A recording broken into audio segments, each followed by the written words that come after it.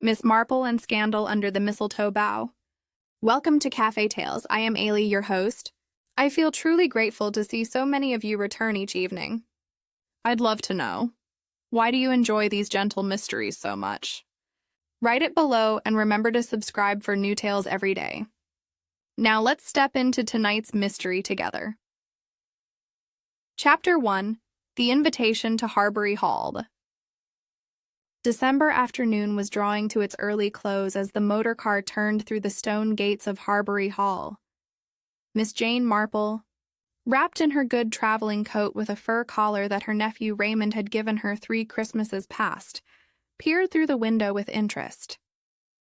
The great house stood at the end of a long avenue of elms, their bare branches etched black against a sky heavy with the promise of snow. "You'll find it very grand." "I expect, miss," said the chauffeur, a young man with an unfortunate tendency to take corners too quickly. "Sir Reginald and Lady Amelia, they do know how to entertain at Christmas." "I'm sure they do," murmured Miss Marple, noting the well-kept grounds and the warmth of light already glowing from the many windows. "Though I confess I was rather surprised to receive the invitation. Lady Amelia and I met only once at the missionary tea in St. Mary Mead last spring."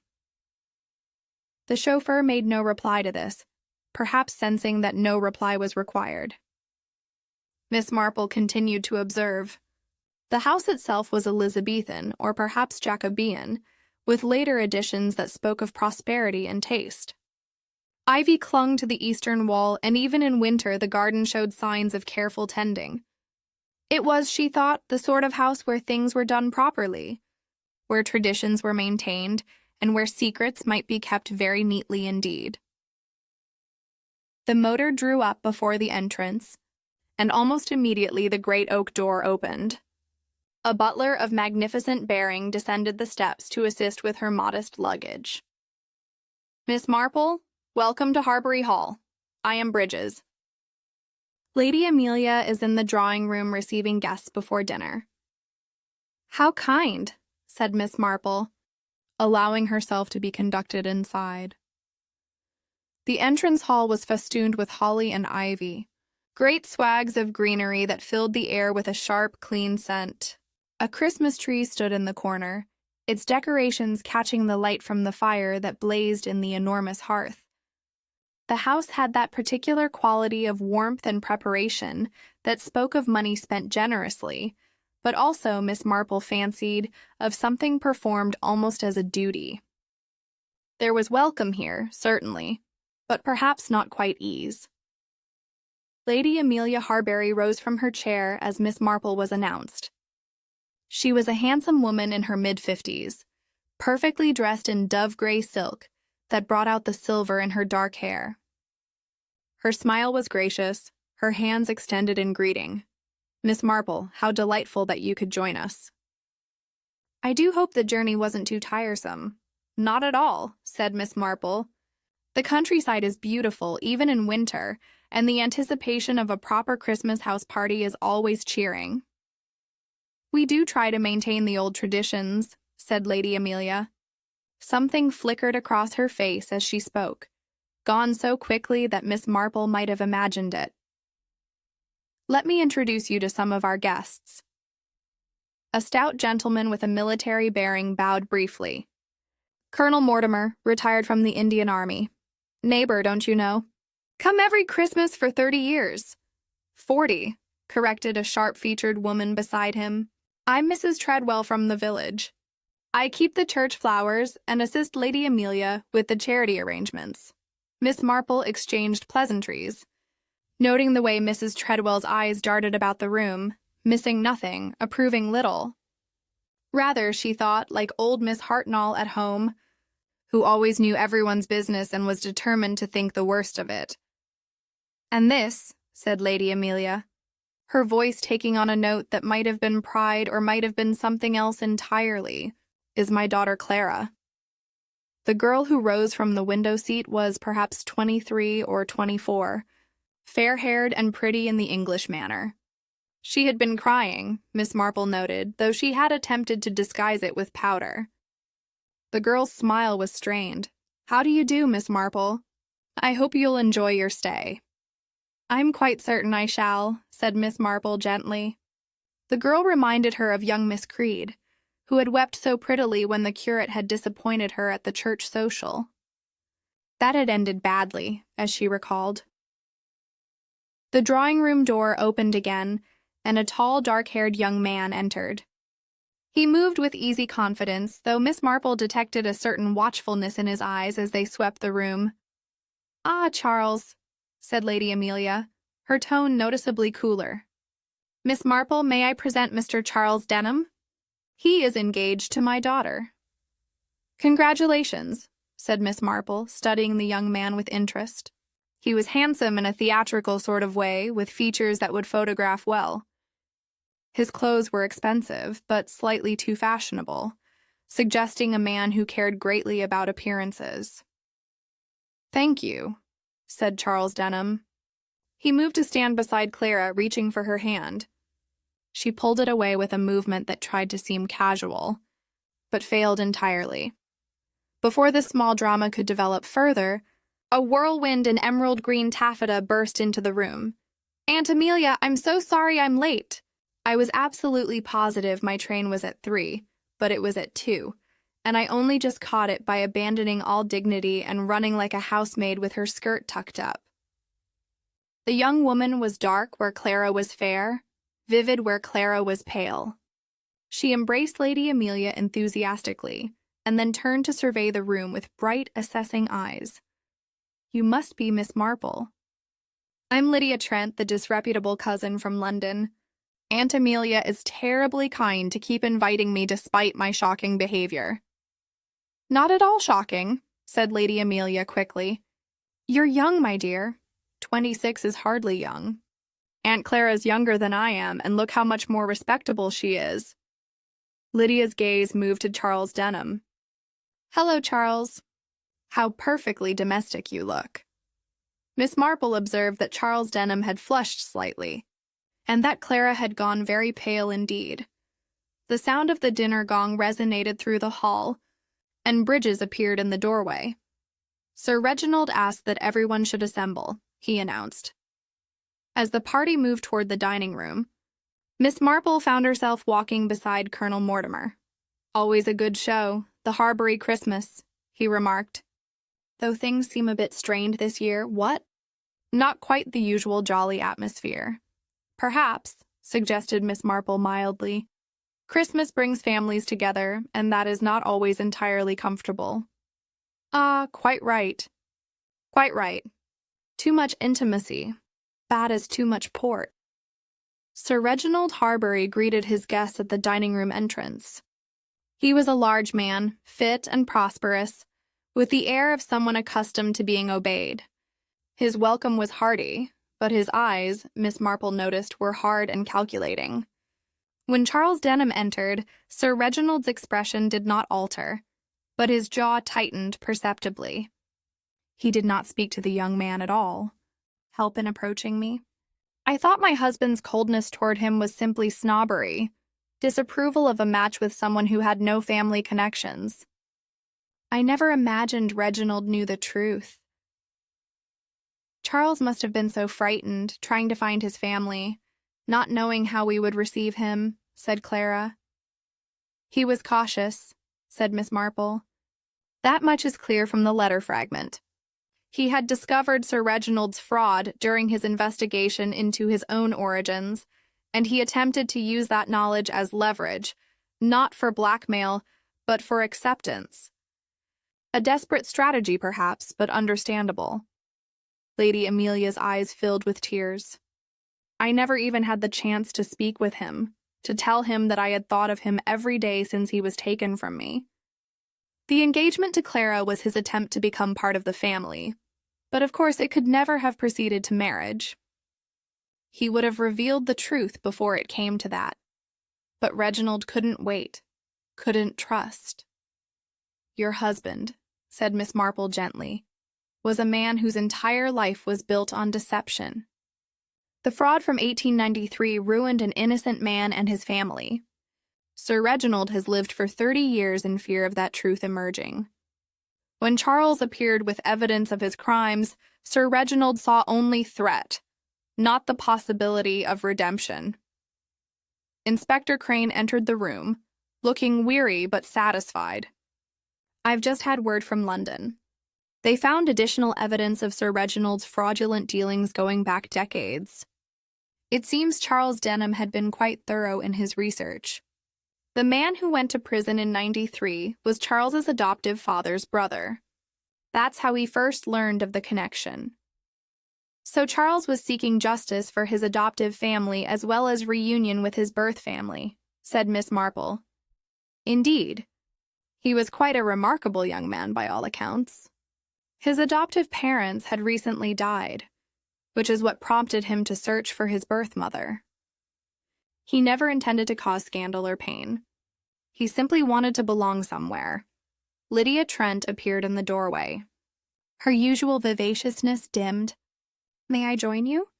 I feel I owe you all an explanation for my behavior." Lady Amelia nodded, and Lydia entered, taking a seat near the fire. "I knew Charles before he came here," Lydia said quietly. "We met in London, and yes, we were romantically involved.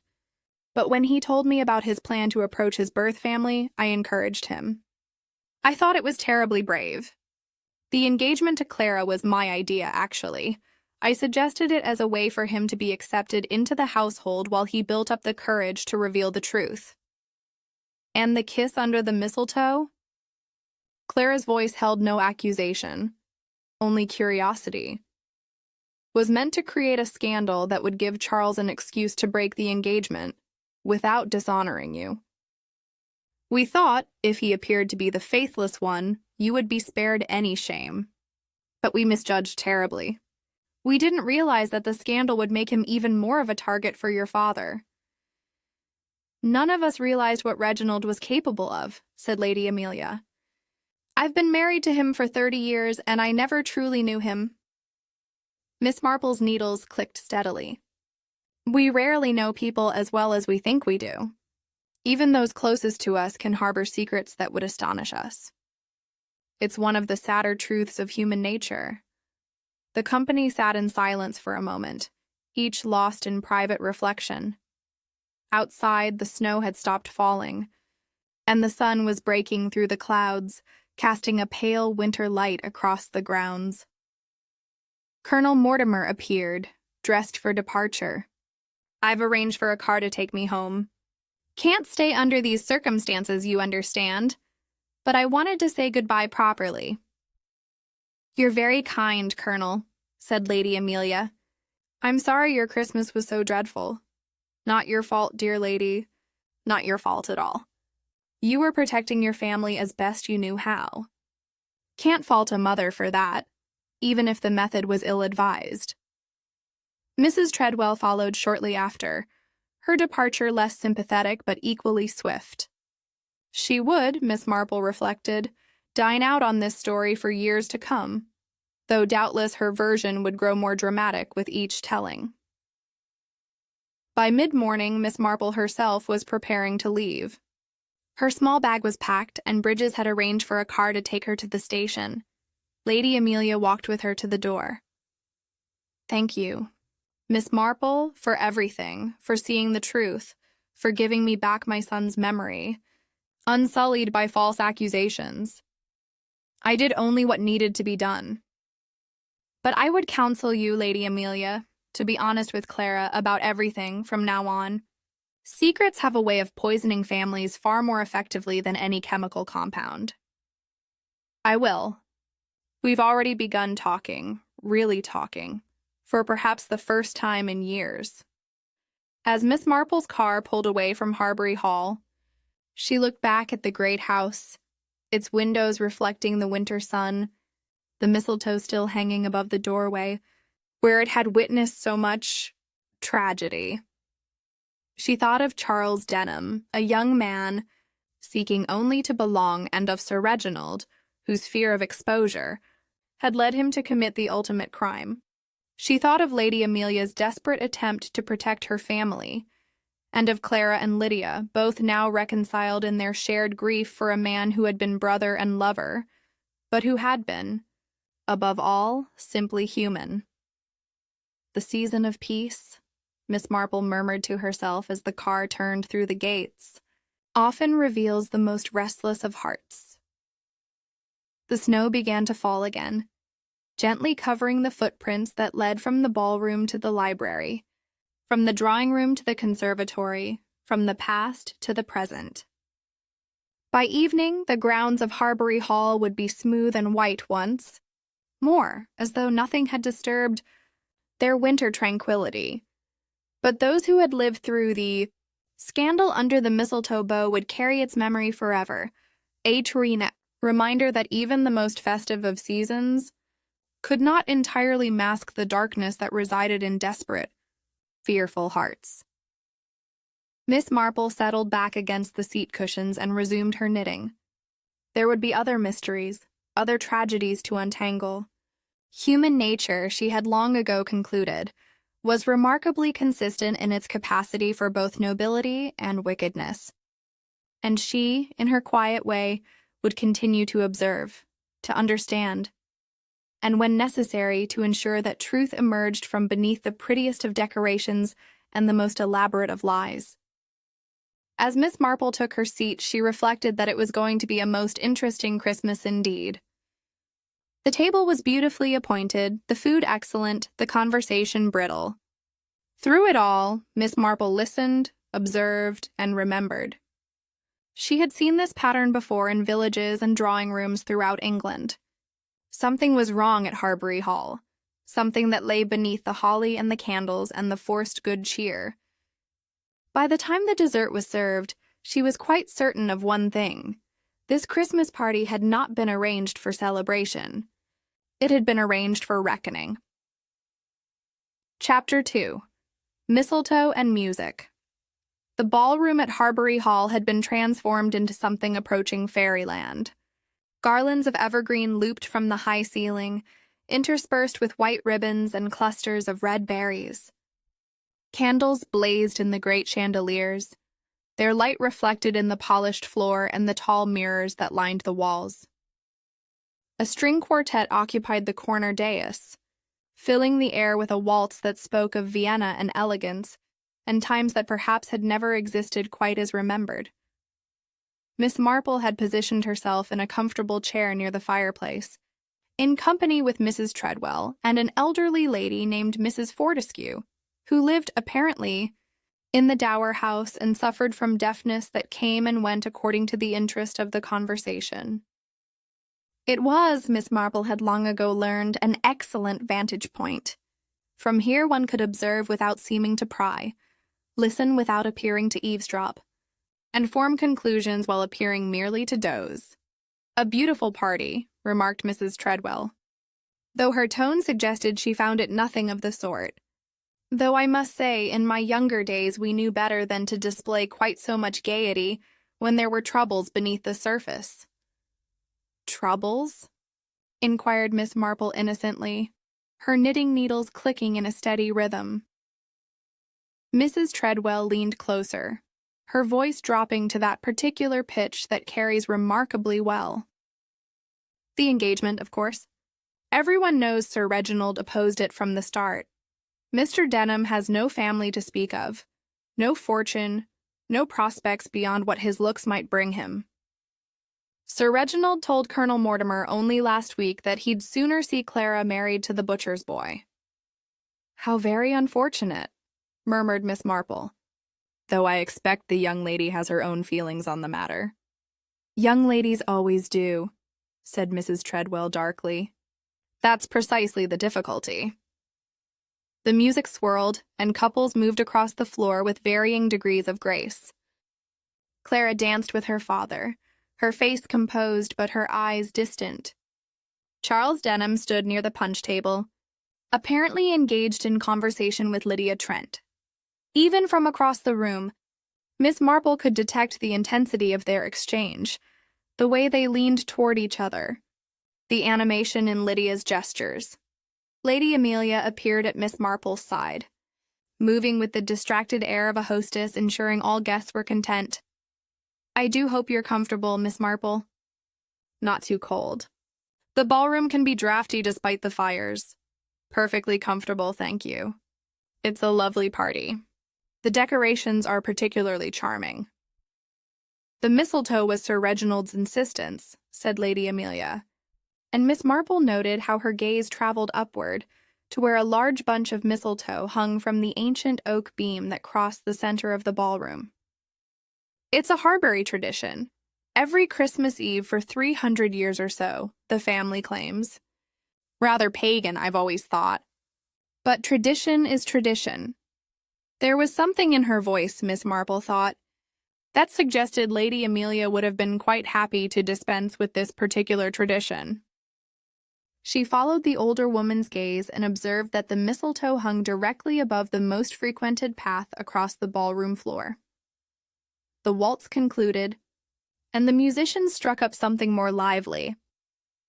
Young people began to gather, laughing and breathless from the dance. Miss Marple watched as Clara moved toward Charles, her expression hopeful, perhaps ready to forgive whatever small transgression had caused the earlier tension. But Charles was no longer at the punch table. He had moved toward the center of the room, and Lydia Trent was beside him. They were directly beneath the mistletoe. What happened next occurred with the horrible inevitability of a Greek tragedy, though Miss Marple suspected it had been considerably more orchestrated than fate alone could manage. Someone called out, "Look, mistletoe!" and laughter rippled through the younger guests. Lydia glanced upward, her expression one of delighted surprise that seemed to Miss Marple's experienced eye rather too perfectly timed. Charles Denham hesitated for just a moment. Then, with the air of a man who cannot refuse without appearing churlish, he leaned forward and kissed Lydia Trent beneath the mistletoe bough. It was not a chaste Christmas party sort of kiss. It lasted several seconds too long, and when they drew apart, Lydia's face was flushed and triumphant, and Charles looked like a man who had forgotten where he was. The silence that followed was profound. Then came the gasps, the whispers, the rustle of silk as people turned to look at Clara Harbury. The girl stood frozen near the edge of the dance floor, one hand pressed to her throat. Her face had gone white, then red, then white again. For a terrible moment, Miss Marple thought she might faint. Instead, Clara turned and fled from the ballroom, her silver slippers making no sound on the polished wood. "Well," breathed Mrs. Treadwell with unmistakable satisfaction. "I did mention there were troubles." Miss Marple said nothing. Her attention was fixed not on the fleeing Clara, nor on Charles Denham, who stood looking stricken and foolish, nor even on Lydia Trent, who had arranged her features into an expression of innocent dismay. Miss Marple was watching Lady Amelia. The older woman had not gasped. She had not exclaimed or rushed after her daughter. She stood perfectly still beside one of the pillars, and on her face was an expression that Miss Marple recognized from long experience. It was not shock nor even anger. It was triumph. The moment passed. Lady Amelia's expression smoothed into appropriate maternal concern, and she hurried from the room, presumably to comfort Clara. Sir Reginald, red-faced and furious, bore down upon Charles Denham like a ship in full sail. The musicians, with the admirable instinct of professionals, struck up another waltz, as though nothing whatsoever had occurred. But something had occurred, and Miss Marple, resuming her knitting with steady hands, considered its implications. She thought of Annie Triggs, the housemaid in St. Mary Mead, who had been so very conveniently discovered in the arms of the gardener's boy by the lady of the house, just when the lady needed an excuse to dismiss the girl, who had witnessed something she ought not to have seen, and of young Mrs. Clement, who had arranged to be found in a compromising position because she desired to break her engagement but lacked the courage to do so directly. Kisses beneath mistletoe could be innocent, spontaneous, meaningless, but they could also be planned, deliberate and freighted with purpose. The question was, whose purpose had been served tonight? Colonel Mortimer appeared with a glass of champagne for Miss Marple, which she accepted with thanks. He settled into the chair Mrs. Treadwell had vacated. "Damned awkward business," he muttered. Young fool should know better. Still, can't entirely blame him. That Trent girl is a firecracker. Always has been. Not like poor Clara, who's gentle as a lamb. Lambs, observed Miss Marple mildly, are often led to slaughter. The colonel blinked at her, unsure whether she had made a joke or a prophecy. The evening wore on. Clara did not return to the ballroom. Lady Amelia reappeared after half an hour, her composure perfect, and moved among her guests with gracious determination. Charles Denham stood in a corner looking miserable, refusing all attempts at conversation. Lydia Trent danced every dance, her laughter perhaps a shade too bright, her color too high, and through it all, Miss Marple observed, and remembered the way Sir Reginald avoided looking at his future son-in-law, the glances exchanged between the servants, the smell of hothouse flowers and candle wax and something else, something faintly bitter beneath the sweetness, like almonds concealed in marzipan. When the clock in the hall began to strike midnight, the company gathered for the traditional Christmas toast. Miss Marple noticed that Clara had returned, pale and composed, standing as far from Charles as the room would allow. The champagne was poured, the glasses raised, and Miss Marple settled back in her chair, certain now that this night's entertainment was far from over. Chapter 3. The Kiss Everyone Saw. The hours between midnight and dawn on Christmas morning were traditionally meant for peace and goodwill. At Harbury Hall they brought neither. Miss Marple, who had retired to her comfortable guest room overlooking the East Garden, found sleep elusive. It was not the unfamiliarity of the bed, which was excellent, nor the cold, which was adequately addressed by a proper fire and sufficient blankets. It was rather the peculiar quality of the house itself, which seemed to hum with tension like a wire pulled too tight. She rose at 6, dressed carefully, and made her way downstairs. The servants were already about their business, and she encountered a housemaid carrying fresh linens along the corridor.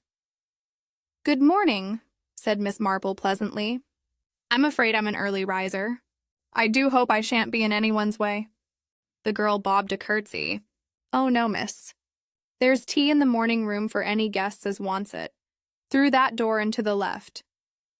Miss Marple thanked her and made her way to the morning room, where she found Colonel Mortimer already installed with the Times and a substantial breakfast. "Morning, Miss Marple." "Trust you slept well. Dreadful business last night, what? Young people today have no sense of propriety."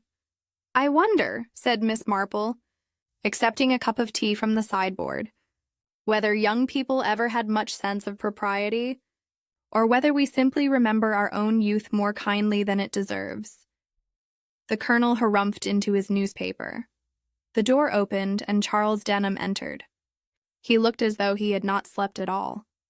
His face was haggard, his eyes shadowed, and his usual easy confidence had entirely deserted him. "Good morning," he said quietly, helping himself to coffee with hands that trembled slightly. Miss Marple studied him with interest. He had the look of a man who had made a terrible mistake and was only now beginning to comprehend its full consequences. She'd seen that expression before on the face of young Dr. Stone when he realized that his flirtation with the chemist's daughter had been observed by the entire village. "I need to speak with Clara," Charles said abruptly, addressing the room at large. "I must explain. It wasn't what it seemed." "It never is," murmured Miss Marple. Charles turned to her, his expression desperate. "You understand, don't you? These things happen. One moment of foolishness and suddenly everything is ruined." "The difficulty," said Miss Marple gently, "is that moments of foolishness are rarely as spontaneous as they appear. Someone usually arranges the circumstances. Charles stared at her. What do you mean? But before Miss Marple could reply, the door opened again, and Lydia Trent swept in, wearing a morning dress of deep crimson that did remarkable things for her complexion. She appeared extraordinarily well-rested and in excellent spirits. Good morning, all. Isn't it a glorious Christmas day? I do so love snow, and it looks as though we shall have plenty of it. She moved to the window, her back to Charles. I've just been speaking with Clara. Poor darling, she's taking it awfully hard. Charles set down his coffee cup with a sharp click. Lydia, we need to talk. Do we? She turned, her expression innocently inquiring. I should think we've talked quite enough. Or rather, we've been seen quite enough, which amounts to the same thing. That kiss meant nothing, really. How very lowering for me. And here I thought it meant a great deal. Her eyes glittered with something that might have been amusement or malice, or both. But then, you've always been rather good at making people believe things mean nothing, haven't you? Miss Marple, sipping her tea and appearing absorbed in the view of the snow-dusted gardens, filed this exchange away for future consideration. There was history here, clearly, and not the simple history of a flirtation at a Christmas party. The Colonel, apparently deciding that discretion was the better part of valor, folded his newspaper and departed. Charles and Lydia continued their conversation in lowered voices, but Miss Marple's hearing, when she chose to employ it, was excellent. You planned this, Charles said. You positioned us beneath that mistletoe deliberately. Did I? How terribly clever of me.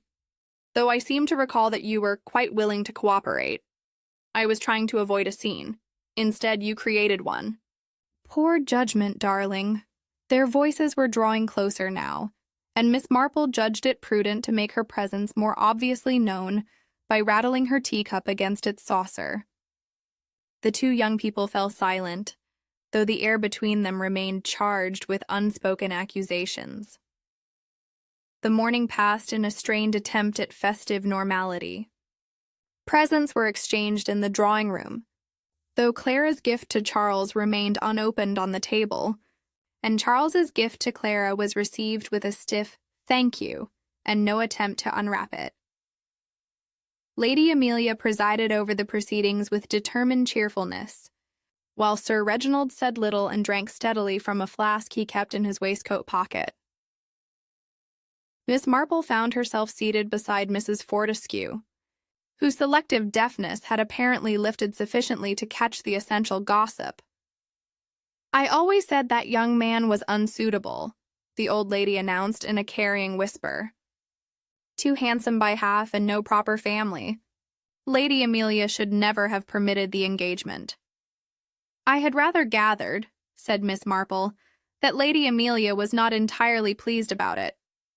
Pleased, my dear? She was horrified. But Clara can be surprisingly stubborn when she chooses. Takes after her father in that regard, though in little else. Sir Reginald was determined to break the engagement, but Clara threatened to elope. A scandal either way, you see. Miss Marple did see. She was beginning to see quite clearly indeed.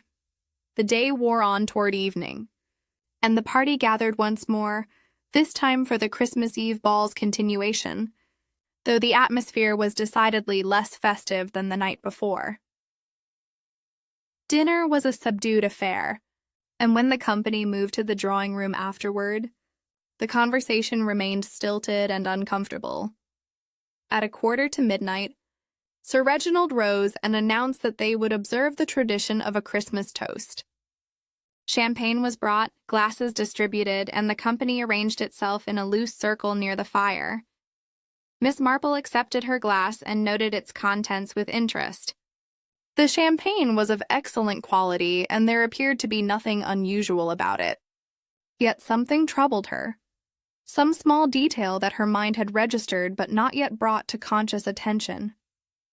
Clara stood as far from Charles as possible, her face composed but her hands trembling slightly. Lydia lounged against the mantelpiece, looking like a cat that had discovered a particularly rich source of cream. Lady Amelia's expression was unreadable, while Sir Reginald's was all too clear. He looked at Charles Denham with undisguised loathing. The clock began to strike 12, its chimes resonating through the house. "To Christmas," said Sir Reginald, raising his glass, "and to the end of pretense." The toast was drunk. Charles Denham, standing nearest to the sideboard where the champagne had been poured, drained his glass in one long swallow, as though he needed the courage it might provide. Then he staggered. His glass fell from his hand, shattering on the hearth. He clutched at the mantelpiece, his face contorting, his breath coming in harsh gasps. Lydia screamed. Clara rushed forward, all grievances forgotten in the face of genuine crisis. Charles Denham collapsed to the floor, convulsed once, and lay still. The laughter that had filled Harbury Hall for 2 days stopped completely. In the terrible silence that followed, Miss Marple's mind was already working, cataloging details, recording observations, noting the placement of glasses and people, and the curious expression on Lady Amelia's face. It was not the expression of a woman witnessing an unexpected tragedy. It was the expression of a woman watching a carefully laid plan come to fruition. Chapter 4. Champagne and Secrets. The scene that followed Charles Denham's collapse had about it the quality of a tableau vivant, where everyone remained frozen in their positions, as though awaiting the click of a camera shutter to release them into motion. It was Colonel Mortimer who moved first, dropping to his knees beside the fallen man with the instinctive efficiency of one who had seen death on battlefields far from England. He pressed his fingers to Charles's throat, held them there for a long moment, then looked up and shook his head. Clara's scream pierced the silence.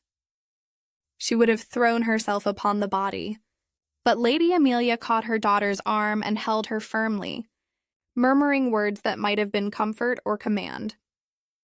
"Someone fetch Dr. Haddock," said Sir Reginald.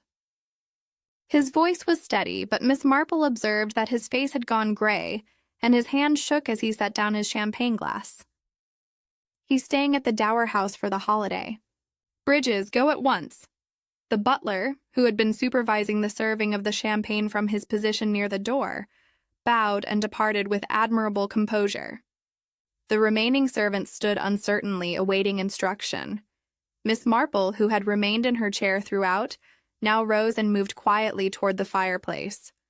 Her knitting bag remained on her lap, but her eyes were sharp and assessing. While others clustered around the body or comforted the hysterical Clara, Miss Marple studied the scene with a methodical attention she might have given to a complex pattern of stitches. The shattered champagne glass lay on the hearth, its contents spilled across the stone. A few inches away, something else had fallen, something that caught the firelight with a dull gleam. Miss Marple bent down, her movements those of an elderly lady adjusting her shawl, and observed it closely without touching.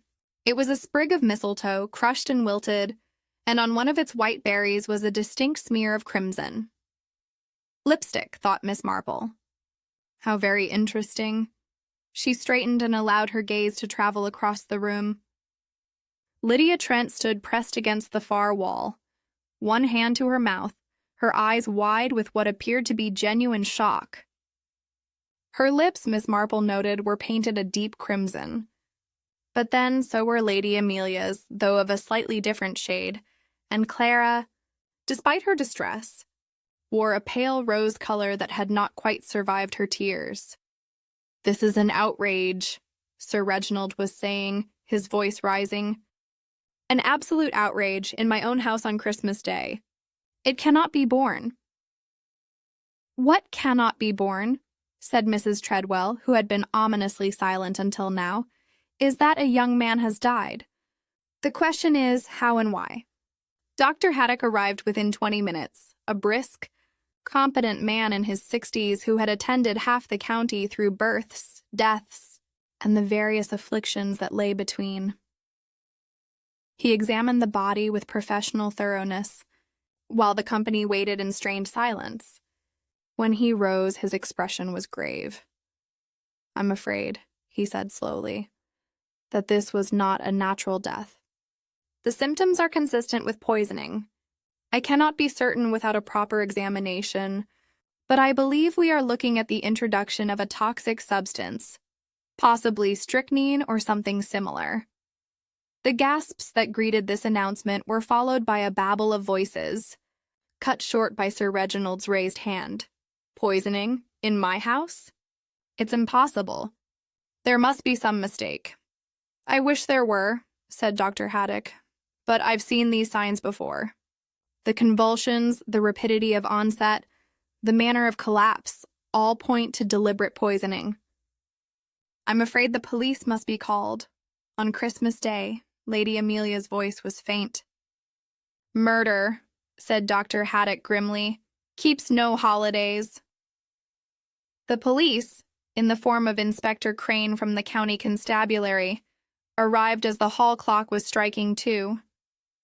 He was a solid, methodical man who reminded Miss Marple somewhat of Inspector Slack from her own district, though with rather better manners. He took charge of the situation with quiet efficiency, directing that the body should be left undisturbed and that all guests and servants should remain in the house until morning. "I'll need to speak with each of you individually," he announced. "For now, I must ask that no one leave the drawing room. Dr. Haddock, if you would assist me in examining the scene." While the inspector and doctor conferred in low voices, Miss Marple found herself once again in a position to observe. The company had arranged itself into natural groupings, as people do in times of crisis. Clara sat weeping quietly on a sofa, comforted by Mrs. Fortescue. Lydia Trent had moved to the window and stood staring out at the snow, her profile sharp against the dark glass. Colonel Mortimer and Sir Reginald spoke together near the door, their voices too low to be overheard, but their gestures suggesting disagreement. Lady Amelia stood alone. Miss Marple rose and moved to her side as though by accident. "A terrible shock for you, Lady Amelia. May I fetch you some water, or perhaps some smelling salts?" "You're very kind, Miss Marple, but I require nothing." Lady Amelia's voice was steady, but her hands, Miss Marple noted, were clenched tightly in the folds of her dress. "I simply cannot comprehend it, in my own house with my own guests. It's unthinkable." "Yes," murmured Miss Marple, "though I fear we must think about it nonetheless. Tell me, when was the champagne poured?" Lady Amelia blinked as though surprised by the question. "Why, just before midnight. Bridges brought it in on a tray, already poured. It's what we always do for the Christmas toast." "I see. And the glasses were all together on the tray?" "Yes, of course. We each took one as Bridges passed among us." Lady Amelia's eyes narrowed slightly. "Why do you ask?" "Oh, merely curiosity," said Miss Marple vaguely. "One wonders about these things. I noticed that Mr. Denham was standing nearest the sideboard. Had he been there long?" "I really couldn't say. I was attending to Clara, who was still upset about the previous evening's incident." "Quite natural. And Miss Trent, where was she standing?" Lady Amelia's expression grew decidedly cold. "I believe she was near the mantelpiece. She had positioned herself there deliberately, I think, to be as far from Clara as possible. Some sense of shame, perhaps, though rather belated. Miss Marple allowed this to pass without comment. She had moved slightly closer to the hearth now, and was studying the arrangement of furniture and people with care. Inspector Crane was examining the shattered glass, making notes in a small book. Dr. Haddock pointed out something on the floor, and the inspector bent to look more closely. When the inspector straightened, his expression was troubled. He approached Sir Reginald.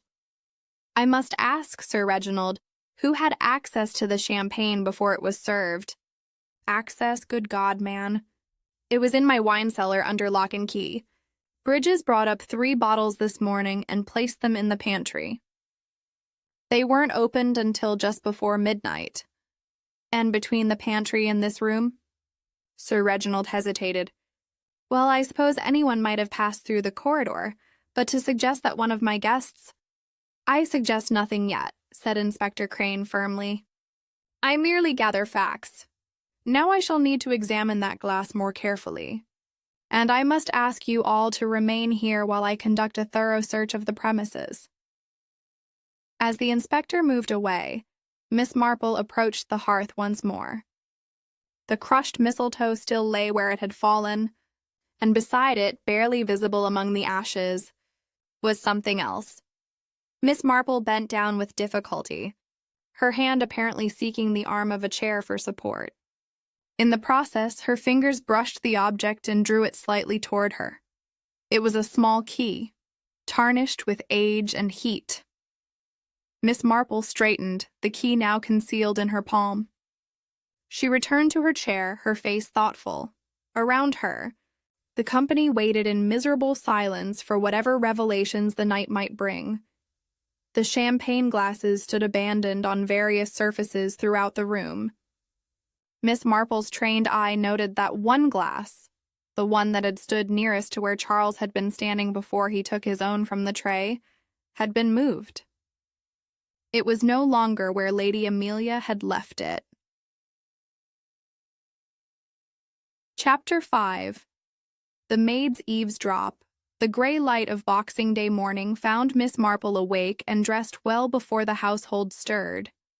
She had spent what remained of the night in thoughtful consideration of the evening's events, and had come to certain conclusions that wanted testing.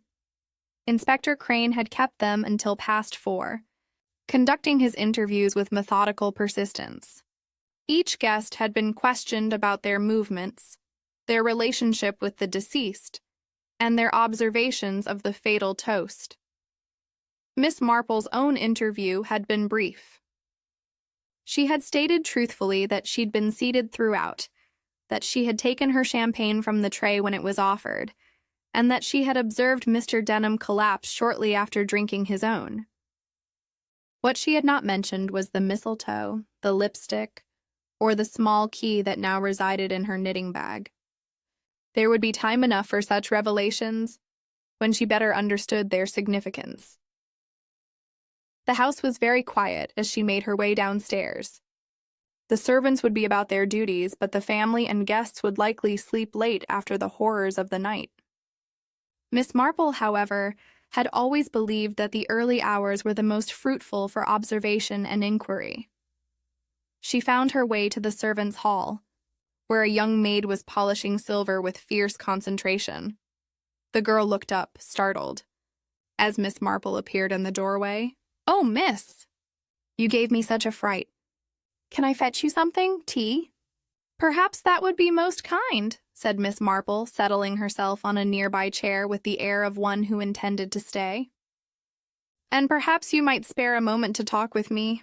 I find myself quite unsettled after last night's dreadful events." The maid, who appeared to be about 19, set down her polishing cloth with evident relief. "It was terrible, wasn't it, miss? I'm Elsie, the upstairs maid. I've been that nervous, I can hardly hold the silver steady." "I'm not surprised. Were you in the drawing room when it happened?" "No, miss. I was clearing the ballroom from the night before. We'd left it, you see, after all the upset with Miss Clara. But I heard the commotion, and Mrs. Bridges, she's the housekeeper, told us all to stay in our quarters until the inspector said otherwise. Miss Marple accepted the tea that Elsie poured with slightly trembling hands.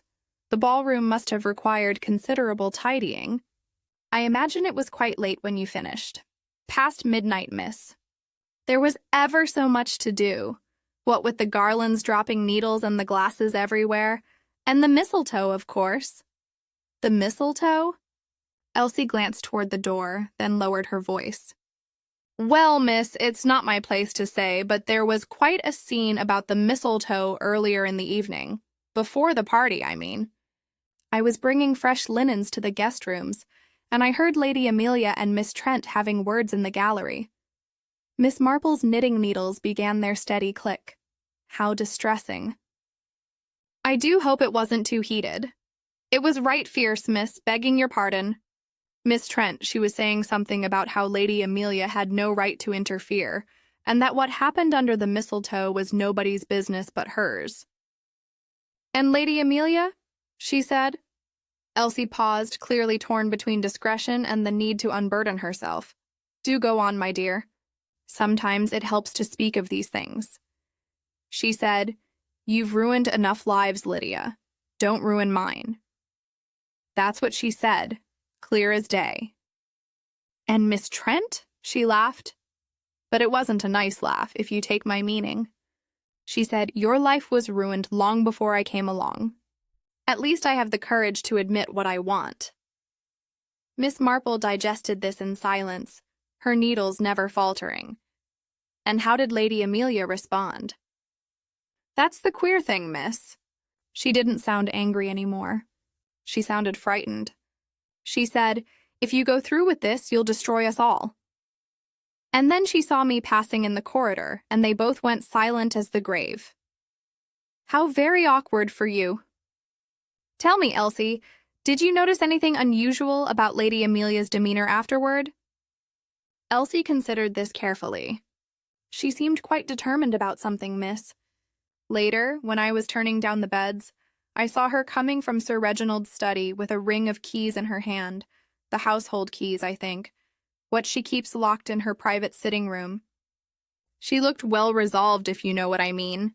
Miss Marple knew exactly what she meant. She had seen that expression on many faces over the years, the look of someone who had decided upon a course of action, however unpleasant it might be. And Miss Trent, how did she seem? Excited, miss. All aflutter, like a girl going to her first dance. She kept humming to herself, and when I brought her hot water for washing, she was trying on different dresses, asking which one made her look most fetching. Elsie's expression showed what she thought of such vanity. Settled on the green one, finally, though it seemed a bit bold for a family party, if you ask me. The emerald green taffeta? No, miss. The other one, the silk gown with a low neck, dark green like ivy. She wore it to dinner. Miss Marple's needles paused for just a moment before resuming their rhythm. Lady Amelia had also worn green the previous evening, a gown of deep forest green that had looked remarkably elegant. Two women in similar colors, either by coincidence or design. You're very observant, Elsie. I expect nothing escapes your notice. The girl blushed. Mrs. Bridges says I'm too nosy by half, but I can't help noticing things, like how Mr. Denham kept looking at Miss Trent during dinner, even when Miss Clara was speaking to him, and how Sir Reginald's hands were shaking when he carved the roast, and how he had to take a nip from his flask before he could manage it properly. Sir Reginald was upset about the engagement, I understand. More than upset, miss. I heard him tell Mr. Bridges that he'd see Mr. Denham in hell before he'd see him married to Miss Clara, and that was before the business with the mistletoe. Miss Marple set down her teacup. Elsie, I wonder if I might ask you something rather particular. When you were clearing the ballroom last night, did you find anything unusual? Anything that seemed out of place? Elsie frowned. Well, there was ever so many glasses, miss, and napkins and such. But now you mention it, I did find something odd. A little bottle. It was under one of the chairs near where the champagne had been laid out. Empty. It was queer smelling. Like almond, sort of, but bitter. What did you do with it? I put it on the tray with the other oddments, miss. It'll be in the pantry now, I expect, waiting to be sorted. Miss Marple rose, smoothing her skirt. Thank you, Elsie. You've been most helpful. I wonder if you might show me where you put this tray. But before Elsie could respond, Mrs. Bridges appeared in the doorway, her expression severe. Elsie, you're wanted upstairs. Miss Clara is asking for hot water and toast. She turned to Miss Marple. And Miss Marple, begging your pardon, but Inspector Crane wishes to speak with you in the library. Miss Marple gathered her knitting bag and followed the housekeeper from the room. As she walked through the corridors of Harbury Hall, Her mind was working rapidly, fitting pieces together like the intricate pattern she created with wool and needles. Fear, she thought, often hides behind the neatest smiles. Lady Amelia had been frightened, and frightened people are capable of extraordinary actions. The question was whether those actions included murder, or whether someone else had seized upon the opportunity that fear created. The little bottle with its scent of bitter almonds would tell her much, if she could find it before it disappeared entirely. And the small key in her knitting bag, the key that had lain beside the crushed mistletoe on the hearth, might tell her even more. Chapter 6. A Locket on the Floor Inspector. Crane had established himself in the library with the thoroughness of a general claiming strategic territory. Papers were spread across Sir Reginald's mahogany desk, and a constable stood guard at the door with an expression of determined vigilance that reminded Miss Marple of the young men who had guarded the vicarage during the war years, all dedication and very little discernment. "Miss Marple," said the inspector, rising as she entered, "thank you for coming so promptly. Please do sit down." Miss Marple settled herself in the chair he indicated, arranging her knitting bag on her lap. "I'm happy to help in any way I can, Inspector, though I fear my observations are of little value." "On the contrary," said Inspector Crane, "Dr. Haddock tells me you have a reputation in your own village for noticing things others miss. Something about a poisoning case some years ago?" "The de Haviland affair," said Miss Marple modestly, "though that was largely a matter of understanding human nature, rather than detecting clues in the conventional sense." Inspector Crane leaned back in his chair. "And what does human nature tell you about this case?" "That it is rather more complicated than it first appears." "But then these matters usually are." The inspector smiled faintly.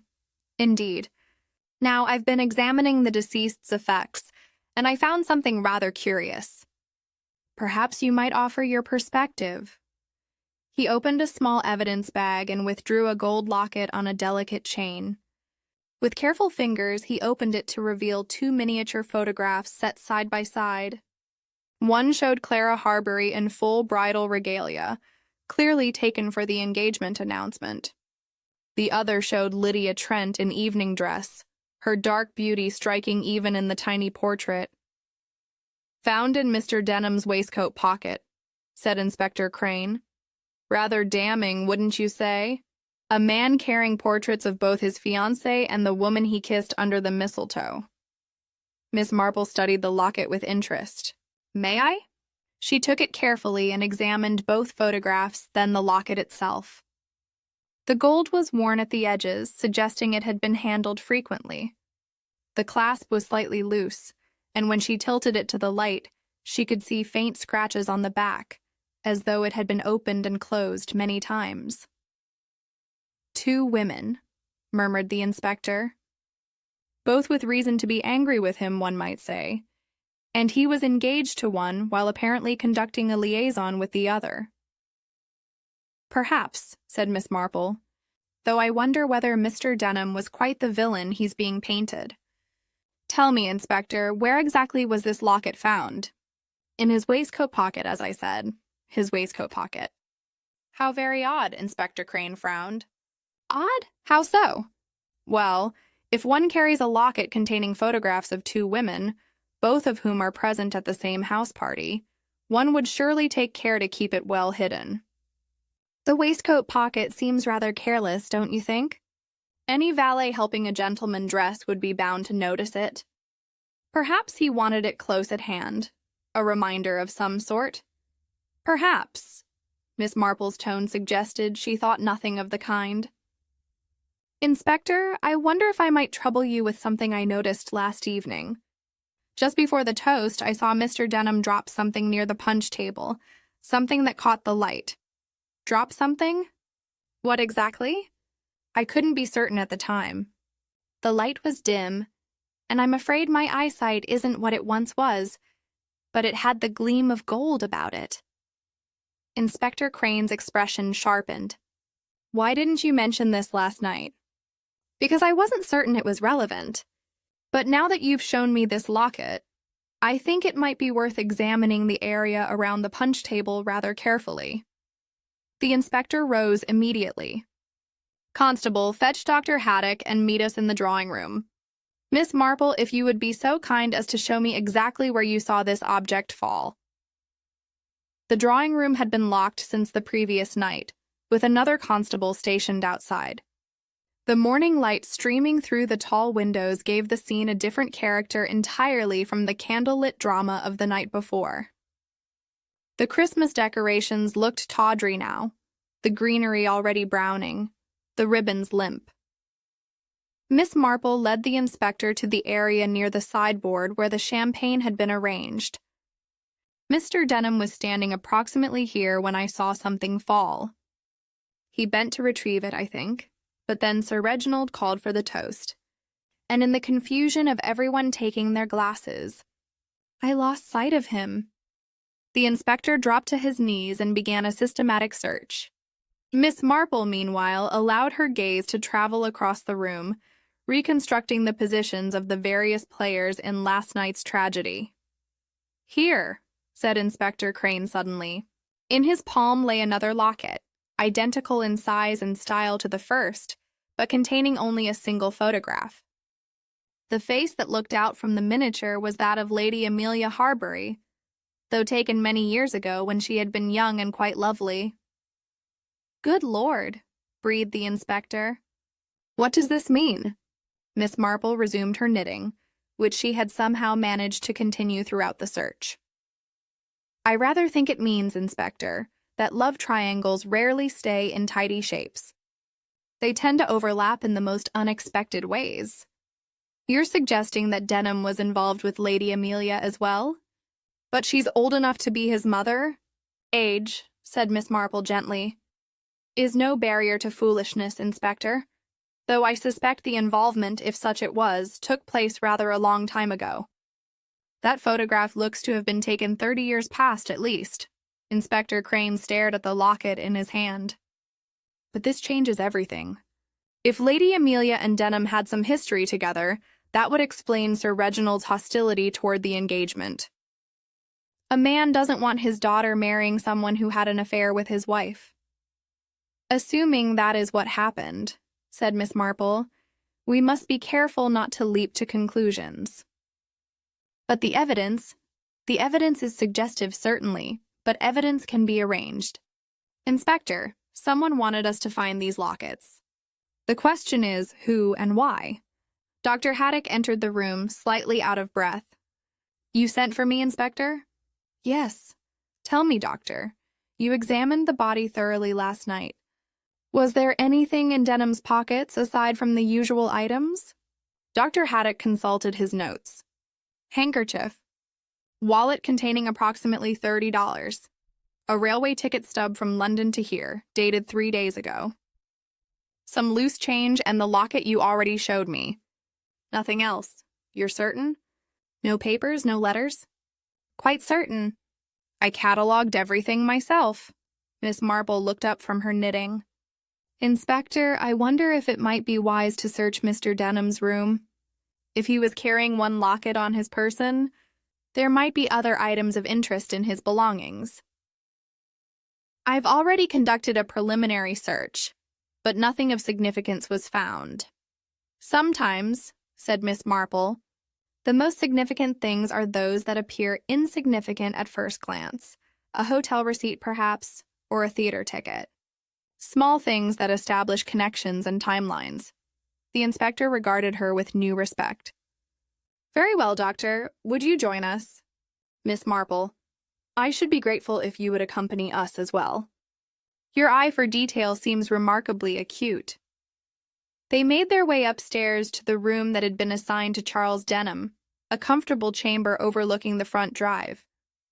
The inspector's men had already searched it, but with Miss Marple's suggestion in mind, they began a more thorough examination. It was Miss Marple who found the hotel receipt tucked into the pages of a book on the bedside table. The Savoy Hotel in London, dated 2 weeks prior, charging for a room and dinner for two. Dinner for two? Said Inspector Crane.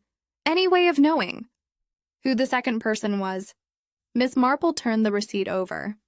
On the back, written in a feminine hand, were 3 words. Until Christmas? Darling. The handwriting was bold and distinctive, with elaborate flourishes on the capital letters, I believe, said Miss Marple quietly. That we should compare this with samples of handwriting from the ladies of the house. It shouldn't be difficult. Lady Amelia will have written notes and correspondence. Miss Clara and Miss Trent will have as well. Inspector Crane was already moving toward the door. I'll have them all brought to the library. Each will be asked to write something under the pretext of providing a formal statement. As they descended the stairs, Miss Marple reflected on the pattern that was beginning to emerge. 2 lockets, one containing 2 photographs, and one containing only Lady Amelia's portrait. A hotel receipt suggesting a romantic dinner 2 weeks before Christmas. A quarrel overheard between Lady Amelia and Lydia Trent about ruined lives. And somewhere in all of this, a small key that opened something important, and a crushed sprig of mistletoe marked with lipstick. The pieces were there. They simply needed to be arranged in the proper order. Chapter 7. The Letter Behind the Clock. The library had become the nerve center of the investigation, and by mid-morning it was occupied not only by Inspector Crane and his constable, but also by the assembled suspects, each of whom had been asked to provide a written statement of their movements on Christmas Eve. Miss Marple, seated in the corner with her knitting, observed the proceedings with quiet attention. Lady Amelia wrote with swift, decisive strokes, her pen moving across the paper with the confidence of one accustomed to correspondence. Clara's hand trembled slightly as she formed her letters, making her writing uneven and rather childish. Lydia Trent wrote with elaborate flourishes, exactly as one might expect from a young woman who valued style over substance. The handwriting on the hotel receipt, Miss Marple noted, matched none of them precisely, though Lydia's came closest in its decorative quality. Inspector Crane collected the statements and compared them carefully with the receipt, his frown deepening. Inconclusive, he muttered. The writing could be disguised, or it might have been written by someone not present in this house. Or, suggested Miss Marple, it might have been written by someone who wished us to believe it was written by one of these ladies when in fact it was not. The inspector looked at her sharply. You think it's a deliberate plant? I think, Inspector, that this entire affair has been rather carefully stage-managed. The question is, by whom and for what purpose? Sir Reginald, who had been standing near the fire with barely suppressed agitation, spoke suddenly. This is intolerable. My house has been turned into a police station. My family subjected to interrogation like common criminals. When will we be permitted to leave? When I'm satisfied I have the truth, Sir Reginald. Inspector Crane's tone was firm. A man has been murdered under your roof. That takes precedence over comfort. Miss Marple rose from her chair, setting aside her knitting. Inspector, if I might be excused for a moment. I find I need a brief walk to clear my head. These close rooms can be rather stifling. Of course, Miss Marple, though I must ask you not to leave the house. Naturally. I thought I might simply visit the library again. I noticed yesterday that it had quite a fine collection of local history, and I do so enjoy browsing. The inspector waved her away, already turning back to his examination of the statements. Miss Marple made her way slowly through the corridors, her eyes taking in every detail. The house was quieter now, the servants going about their duties with subdued efficiency, the Christmas decorations looking increasingly forlorn. She entered the library and closed the door softly behind her. The room was empty, as she'd hoped. The fire had burned down to embers, and the mantel clock that dominated the overmantel had stopped at precisely 11:45, just as she had remembered from her earlier observation. 11:45, 15 minutes before the fatal toast at midnight. Miss Marple approached the clock and studied it carefully. It was an impressive piece, Louis XIV style, if she was not mistaken, with gilt bronze fittings and an enameled face. The pendulum hung motionless behind its glass door. She reached up, her movements careful despite the slight tremor in her aged hands, and gently tried to move the clock forward. It was heavier than she expected, and for a moment she thought she would need assistance, but then it shifted slightly, revealing a gap between the clock and the wall. Something white caught her eye, paper wedged into the narrow space. With some difficulty, Miss Marple extracted the paper. It was torn, clearly a fragment of a larger letter, and the handwriting was bold and masculine. Charles Denham's hand, she was certain, matching the style she had seen in the book from his room. The fragment read, "You may silence me tonight, but you cannot hide the past forever. The truth about what happened in '93 will come out. The rest was missing, torn away, or perhaps deliberately destroyed. 1893, presumably more than 30 years ago." Miss Marple's mind worked quickly. Lady Amelia would have been young then, perhaps just married. Sir Reginald would have been establishing himself in business. What could have happened in that year that Charles Denham had threatened to expose? She examined the clock more carefully. Its hands were set at 11:45, and she noticed now that the winding mechanism showed signs of having been deliberately jammed. Someone had stopped this clock at precisely that time, and Miss Marple suspected she knew why. To establish an alibi, perhaps, or to mark the moment when something crucial had occurred, something that led inexorably to the poisoned champagne at midnight. The door behind her opened, and Miss Marple turned to find Lady Amelia standing in the entrance. The older woman's face was pale, her composure visibly strained. "Miss Marple, I thought I might find you here. Did you, Lady Amelia?" "How perceptive of you." Lady Amelia moved into the room, closing the door behind her. "You're a very observant woman, Miss Marple. I realized that the first time we met at the missionary tea. You see things that others miss. One learns to notice details in a small village. Human nature is much the same everywhere. And what has human nature taught you about this situation?" Miss Marple regarded her hostess thoughtfully. "That fear makes people do desperate things. That the past has a way of returning to haunt us. And that sometimes what appears to be murder is actually self-defense, or protection of those we love." Lady Amelia's hands clenched at her sides. "That letter fragment, what does it say?" "I think you know what it says, Lady Amelia. The question is, what happened in 1893 that Charles Denham knew about, and why he chose Christmas Eve to threaten exposure?" For a long moment, the two women regarded each other in silence.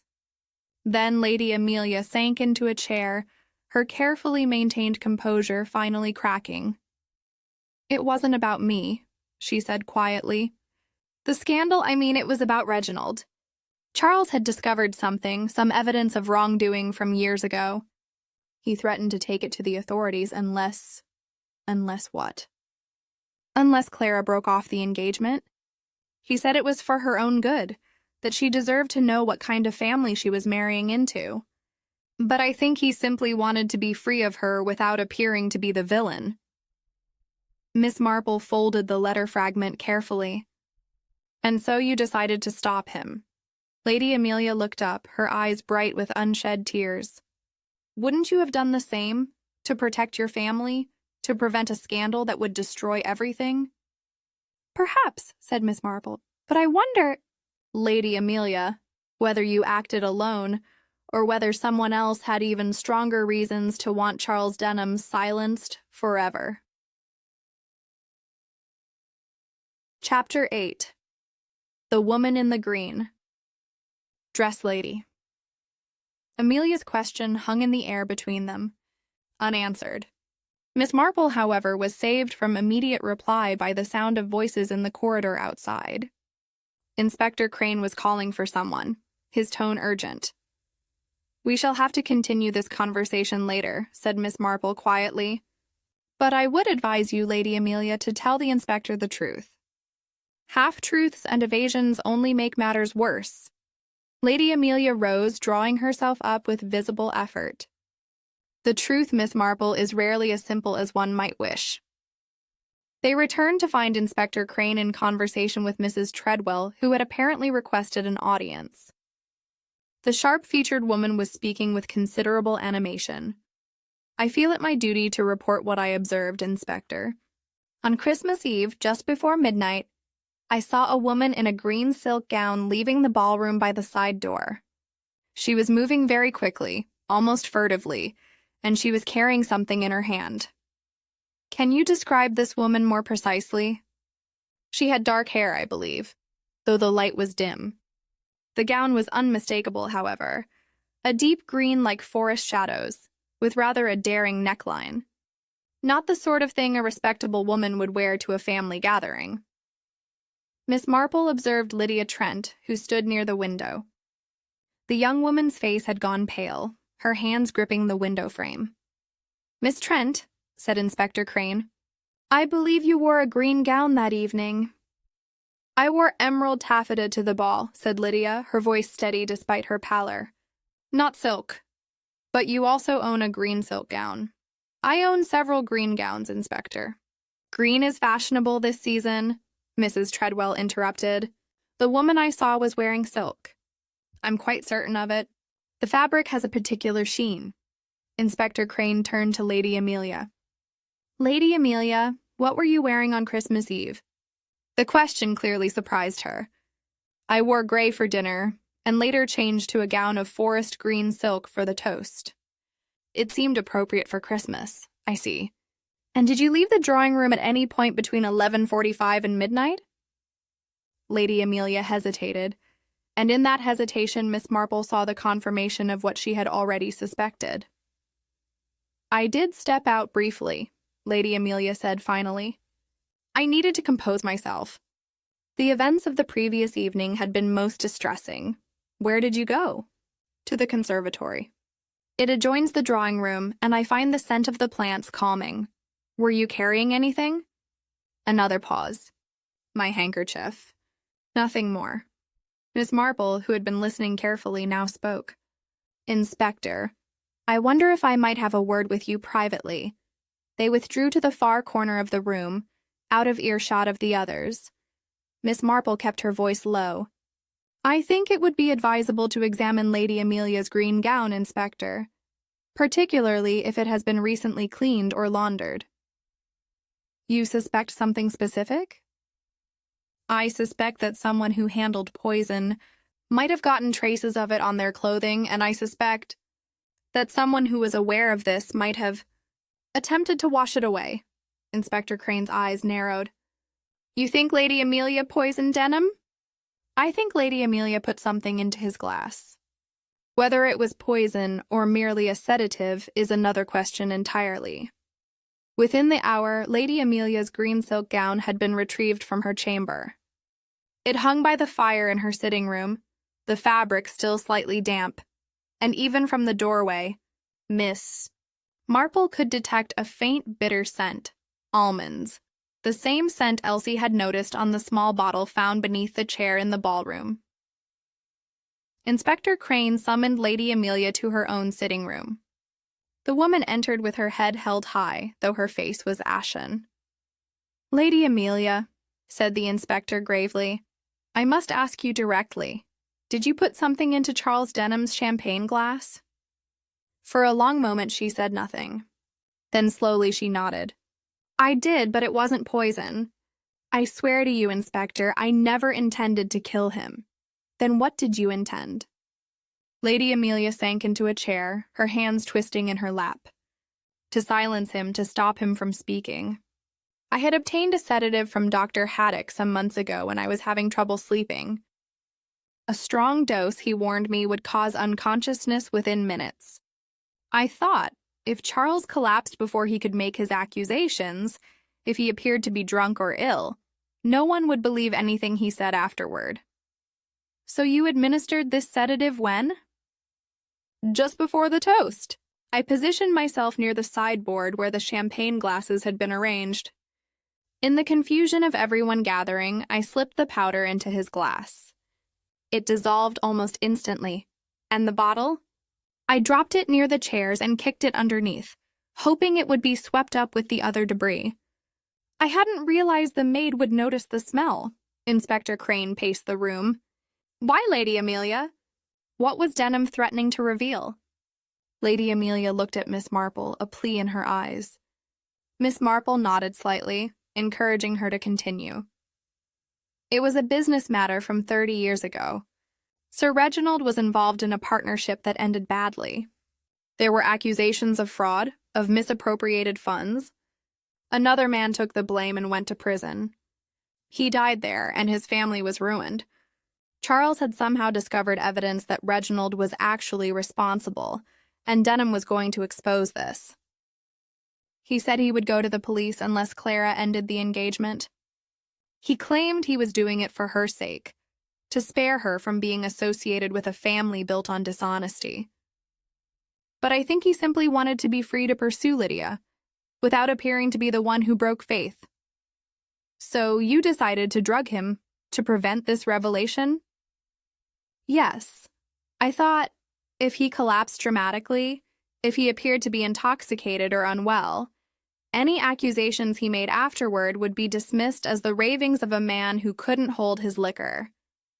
I never intended his death, Inspector. You must believe me. But he did die, Lady Amelia. And the symptoms Dr. Haddock described are consistent not with a sedative overdose, but with strychnine poisoning. Lady Amelia's eyes widened. Strychnine? But I gave him no such thing. I swear it. The bottle contained only the sleeping powder Dr. Haddock prescribed. Miss Marple, who had been examining the damp gown more closely, now spoke. Inspector, I think Lady Amelia is telling the truth.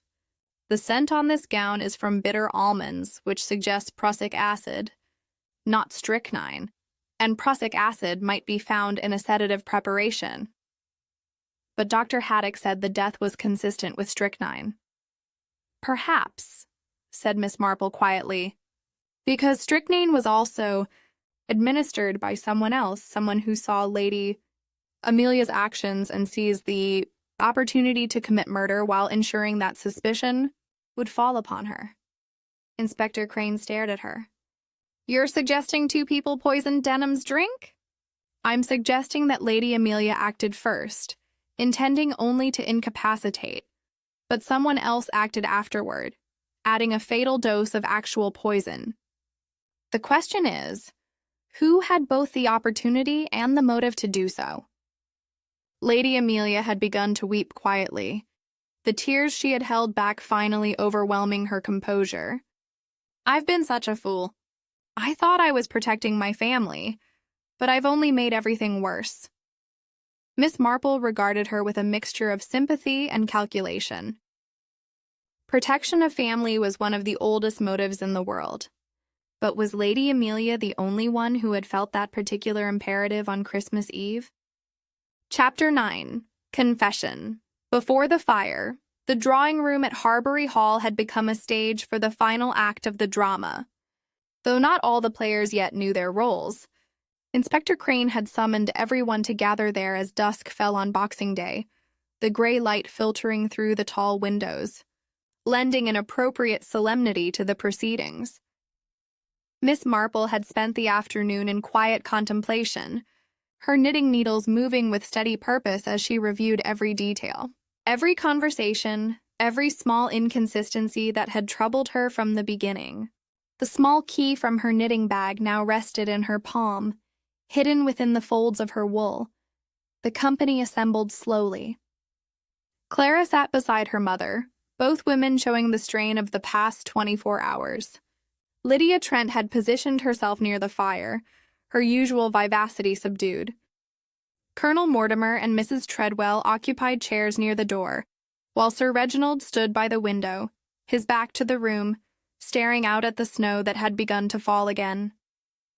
Inspector Crane waited until all were settled before speaking.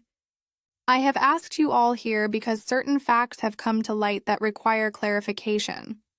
Lady Amelia has confessed to administering a sedative to Charles Denham's champagne. However, the poison that killed him was not a sedative. It was strychnine, a far more deadly substance. A collective gasp ran through the room. Clara reached for her mother's hand. This suggests, continued the inspector, that two separate attempts were made on Denham's life that evening. One intended merely to silence him temporarily. The other intended to silence him permanently. But who would do such a thing?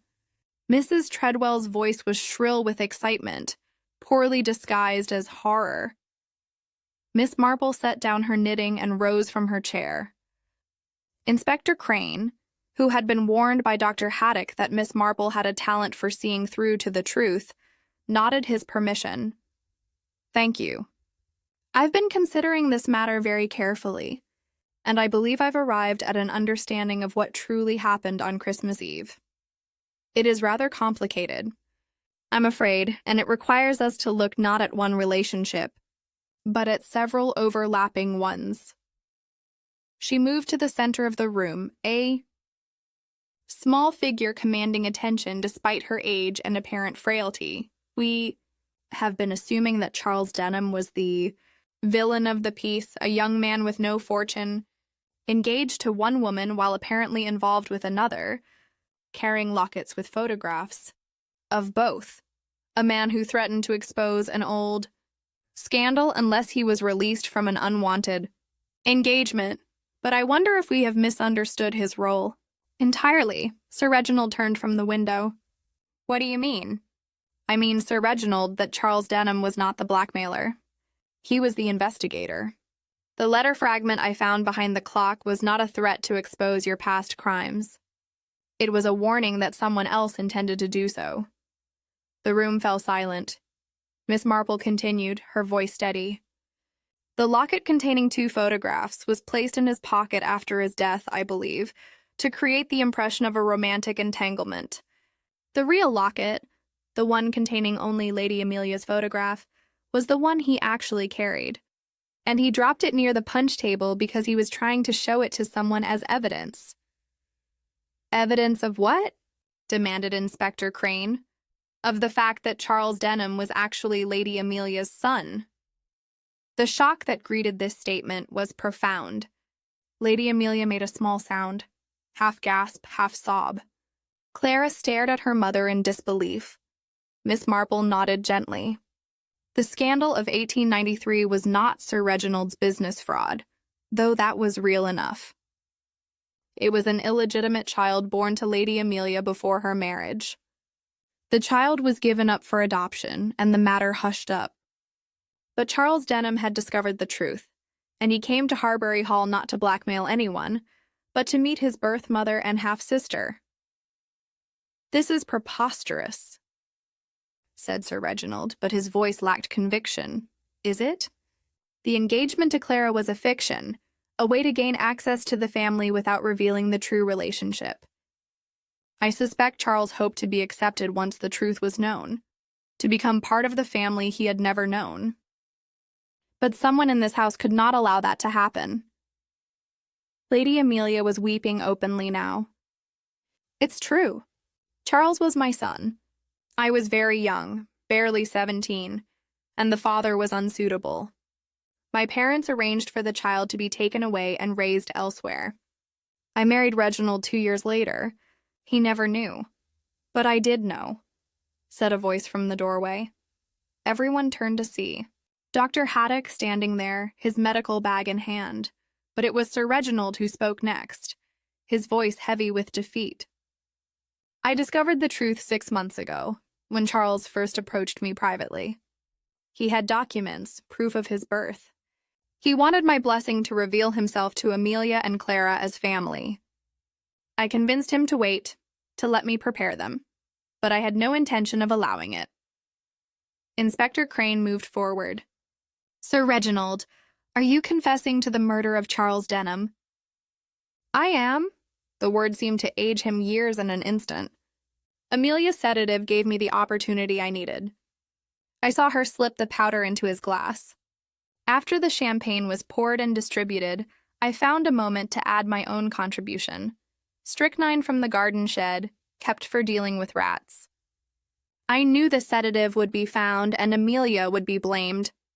I thought I was protecting my family from scandal, from the revelation that my wife had borne another man's child, that my daughter had been engaged to her own half-brother, even if neither knew the truth. But why? Clara's voice was anguished. If he was my brother, surely we could have found a way to accept him into the family, quietly. Because, said Sir Reginald bitterly, Charles had also discovered my business fraud. He promised to remain silent about it if I acknowledged him as family. But I knew, once he was established in the household, once he had access to documents and correspondence, he would find more evidence. The fraud was only the beginning. There were other things, other crimes that would have emerged. I couldn't risk it, Miss Marple spoke quietly. So you murdered your wife's son to protect your own secrets. Fear makes people do desperate things, but desperation rooted in selfishness rather than love is particularly tragic. Inspector Crane signaled to his constable. Sir Reginald Harbury, I am arresting you for the murder of Charles Denham. As the constable moved forward, Sir Reginald looked at his wife and daughter. I did it for us, for our position, for our reputation. No, said Lady Amelia, her voice breaking. You did it for yourself. You always have. The constable led Sir Reginald from the room. In the silence that followed, Miss Marple returned to her chair and picked up her knitting once more. Outside, the snow continued to fall, soft and relentless. Chapter 10. The Scandal Laid To. Rest dawn broke over Harbury Hall on the, morning after Sir Reginald's arrest, the winter sun casting long shadows across the snow-covered grounds. Miss Marple, who had risen early as was her custom, found the house possessed of that peculiar quality of exhausted relief that follows the resolution of a great crisis. She made her way to the morning room, where she discovered Clara and Lady Amelia seated together on the sofa, their hands clasped. Both women looked as though they had not slept, but there was a new understanding between them, a shared grief that had somehow created a fragile bridge. Miss Marple, said Lady Amelia, rising, please join us. We were hoping to speak with you. Miss Marple settled herself in a comfortable chair, her knitting bag, as always, at her side. I'm at your disposal, though I fear there is little I can say that will provide much comfort. You've already provided more than comfort, said Clara quietly. You've provided the truth. Without you, Mother would have been accused of murder, and Father would have escaped justice. The truth, observed Miss Marple, has a way of emerging eventually, though I confess, I wished it could have been less painful for you both. Lady Amelia resumed her seat beside her daughter. I want you to understand how it happened, why I gave Charles up all those years ago. You need not explain to me, Lady Amelia. The world has never been kind to young women who find themselves in difficult circumstances. But I want to explain. Clara deserves to know, and you, Miss Marple, have earned the right to hear the whole story. Lady Amelia drew a shaky breath. His father was a young man from the village, the son of our gardener. We were in love, or thought we were. When I discovered I was with child, my parents were horrified. They sent me away to a distant aunt. And when the baby was born, they arranged for him to be adopted by a family in London. I was told I would never see him again, and that I must never speak of it. And Sir Reginald never knew. I thought he never knew. I married him 2 years later, believing my secret was safely buried. But 6 months ago, Charles appeared and spoke first to Reginald, seeking his